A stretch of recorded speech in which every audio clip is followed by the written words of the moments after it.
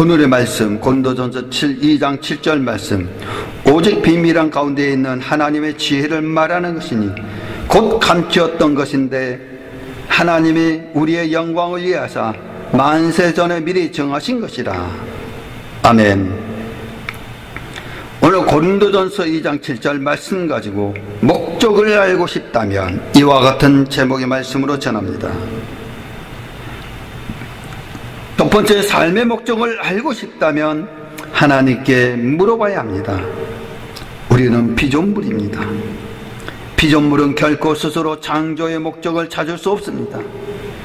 삶의 목적을 알기 위해서는 우리의 초점을 하나님께 맞추어야 합니다. 우리 자신에게 초점을 맞춘다면 결코 삶의 목적을 찾을 수 없습니다. 삶의 목적을 찾기 위해서는 나로부터 출발해서는 안 됩니다.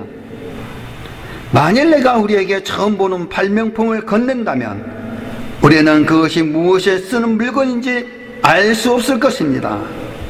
다만 발명자와 사용 설명서만이 발명품의 목적을 가르쳐 줄 수 있습니다.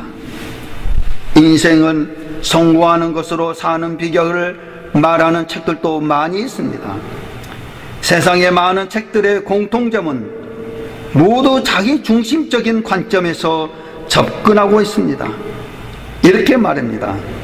당신의 꿈을 생각하라. 가치관을 명확히 하라. 목표를 설정하라. 무엇을 잘하는지 파악하라. 목표를 높게 설정하라. 노력하라. 자신을 훈련시켜라. 꿈을 공유하라. 절대 포기하지 말라 등 사람들은 이런 목표를 설정합니다. 내가 노력해야 한다. 나의 꿈을 공유하라. 나의 꿈을 생각해 보라. 나 자신을 훈련시켜라. 나는 절대 포기하지 않는다. 나의 가치관을 정확히 하라. 내가 무엇을 잘하는지 파악해 보라. 나의 목표를 높게 설정하라 등, 그리고 열심히 노력합니다. 사람들은 목표를 설정하고 열심히 노력합니다. 만일 당신이 이러한 지침들로 인하여 일반인 목표를 따라 목표를 이루기 위해 전심으로 노력한다면 성공에 도달할 수도 있을 것입니다. 그러나 즉 우리 자신에게 초점을 맞춘다면 결코 삶의 목적을 찾을 수 없습니다. 마찬가지로 삶의 목적을 찾기 위해서는 나로부터 출발해서는 안 됩니다. 왜냐하면 우리는 피조물이기 때문입니다. 피조물은 결코 스스로 창조의 목적을 찾을 수 없습니다. 삶의 목적을 알기 위해서는 우리의 초점을 하나님께 맞추어야 합니다. 삶의 목적에 도달하기 위해서는 우리의 창조주 하나님으로부터 시작해야 합니다. 우리는 하나님에 의해 하나님을 위하여 창조되었습니다.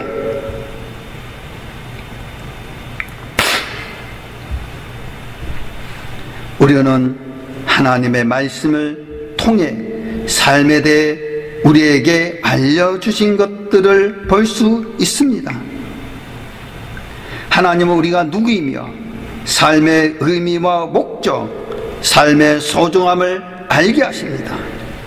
하나님은 우리가 궁금해하면서 추측하도록 우리를 어둠의 속에 두지 않으십니다.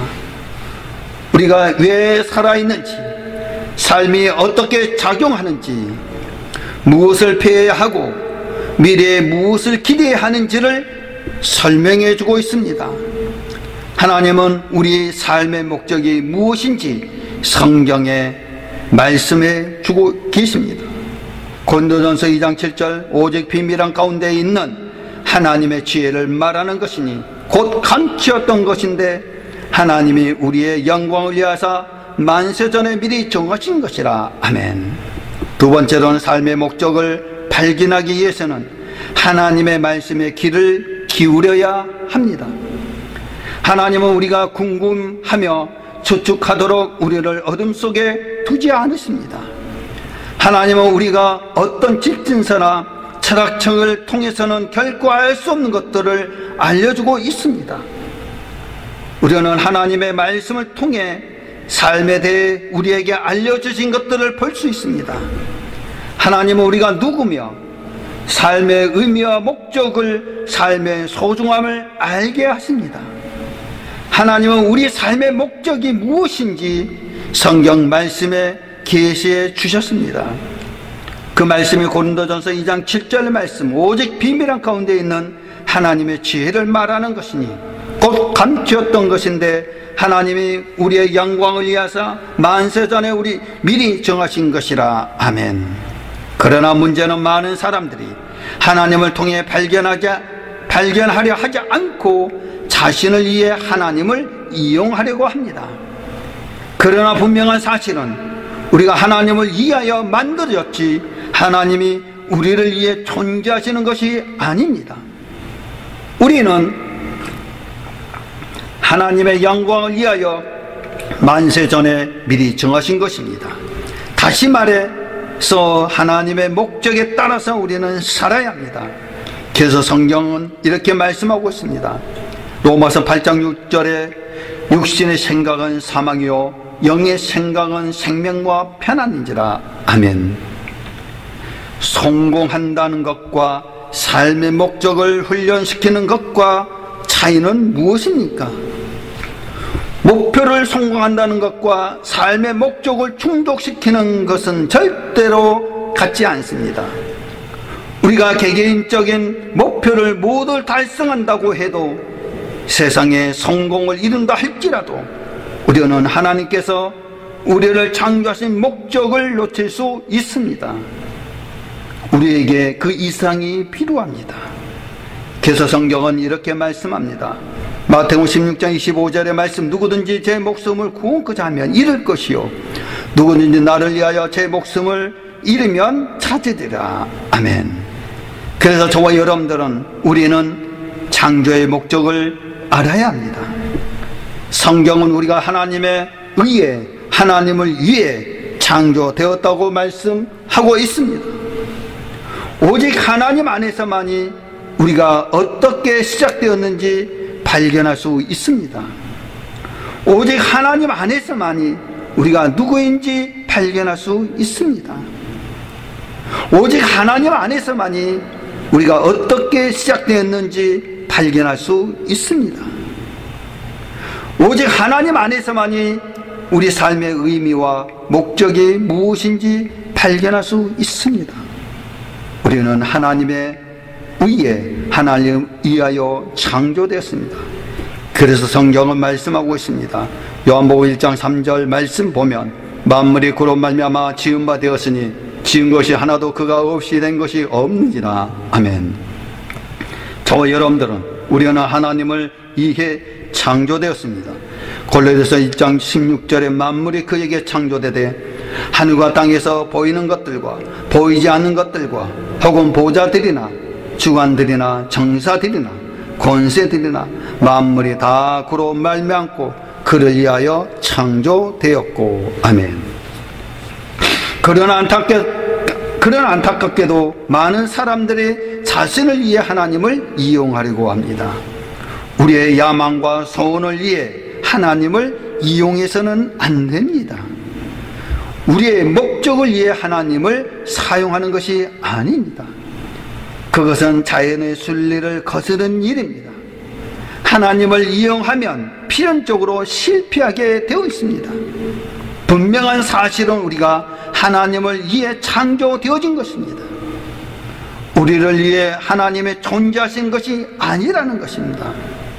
삶이란 하나님의 목적에 따라 우리가 사용되어져야 합니다. 우리의 목표는 성공이 아니라 하나님의 창조 목적을 이루는 것입니다. 마태복음 16장 25절의 말씀, 누구든지 제 목숨을 구원코자 하면 잃을 것이요 누구든지 나를 위하여 제 목숨을 잃으면 찾으리라.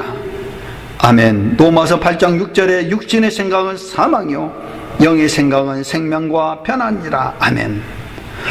목적으로서의 삶은 가장 영광스러운 삶으로 살아야 합니다.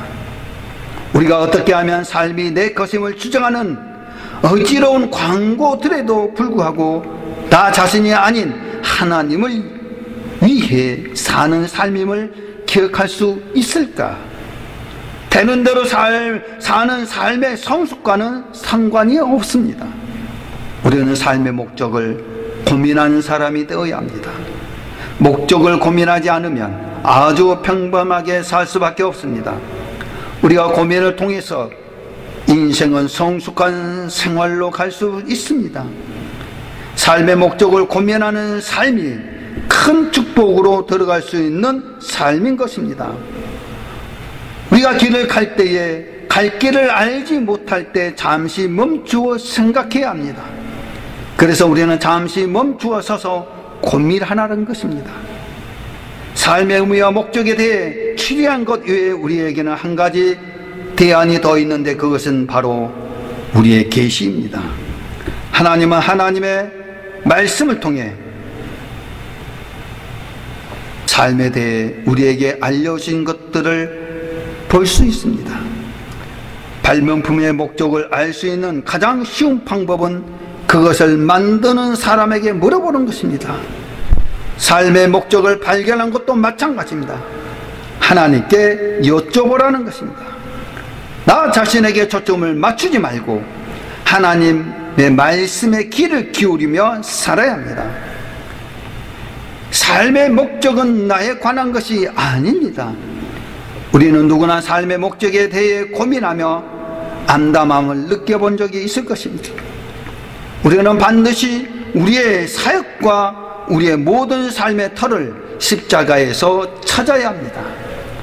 삶의 목적이란 우리 개인의 성취감, 마음의 평안과 행복감 이상의 것입니다. 가족과 직업 그리고 우리의 가장 큰 꿈과 야망보다 훨씬 더 큰 것입니다. 그리스도인 곧 그리스도를 따르는 제자의 자격은 무엇입니까? 그의 답은 오직 우리를 창조하신 하나님 말씀 안에서만이 그 해답을 찾을 수 있습니다. 자기를 부인하고 자기 십자가를 지며 자기의 생명을 버리는 것입니다. 다시 말해 그리스도의 제자란 이 땅에서 주님께서 걸어가신 길, 그분께서 죽으심으로 가신 그 길, 곧 인류를 위해 목숨을 내어주고 대신 고통을 감내하고 희생하신 그 길을 기꺼이 따라 걷는 자인 것입니다. 우리는 사도 바울의 본을 따라 마땅히 주님과 그 십자가를 지심으로 자신을 부인하고 예수님의 죽으심을 짊어지고 그분께서 걸어가신 그 길을 따라서 걸어가는 자들이 되어야 합니다. 예수님의 발자취 갈보리 즉 골고다의 십자가를 향하는 그 길을 따라가는 것이 주님의 부르심입니다. 제자가 걸어가야 할 합당한 길입니다. 우리가 주님의 제자가 되고자 한다면 그 십자가를 우리 삶의 중심에 세우며 자기 십자가를 지고 그분을 쫓아가야 합니다. 교회는 하나님의 경륜을 따라 이 땅에 남겨진 그리스도의 몸입니다. 그리스도의 몸 안에서 사랑의 교제를 이루어가는 것이 이것이 바로 우리가 마땅히 따라가야 할 길임을 우리 모두가 깊이 새겨 보아야 합니다. 우리가 하나님을 알기 전에 어떤 소망을 갖기 전에 하나님은 이미 우리를 눈여겨보고 만물과 만인 가운데에서 역사하시는 목적의 한 부분을 영광스러운 삶을 이미 계획해 놓으셨습니다. 그래서 그 계획대로 살 수 있도록 빛 가운데로 인도하시는 하나님을 따라 사시는 하나님의 자녀와 사명자로서의 하나님의 이름으로 시작하시기를 주 예수 그리스도의 이름으로 간절히 축원합니다. 아멘.